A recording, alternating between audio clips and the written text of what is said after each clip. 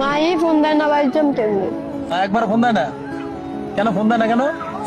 বিয়ের আগে কত কিছু করতো, মা কত ফোন দিত, টাকা পাঠাইতাম কামের থেকে কাম করে, তখন মার কাছে ভালো ছিল। মন বিয়ে হয়ে যাওয়ার পর থেকে কোন মায় খবরও নেয় না, খোঁজও নেয় না, কেমন আছি কি খাই। আসলে দুনিয়াটা অনেক জনে কয় না যে মার মতো আপন কেউ নেই, এটা সত্যি না। মার থেকে স্বার্থপর কেউ হয় না। আগে কাম করে খাওয়াইলে মারা মিনিটে মিনিটে ফোন দিত, টাকা পাঠাইলে মায়ের রান্না করে খাইতো, টাকাও দিত রে নন মার কাছে আর ভালো হলো। আর মায়ের টিয়ারাই ছিল, আমি কি করি, কে আমার লাগে কি করে, কেমনে খাই কেমনে চলি। আজকে কতটা দিন হয়ে গেছে মার কোনো খোঁজ খবর নাই, ফোন দেয় না।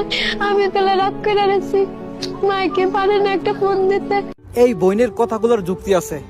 আপনার যতক্ষণ টাকা আছে, মা বা ভাই বোন আত্মীয় স্বজন সবাই আছে, আপনার যখন টাকা নাই, টাকা দেওয়া বন্ধ হয়ে যাবো, আপনি কিছু করতে পারতেছেন না ফ্যামিলির জন্য, তখন সেই মা সেই বাপ আপনাকে দেখতে পারবো না।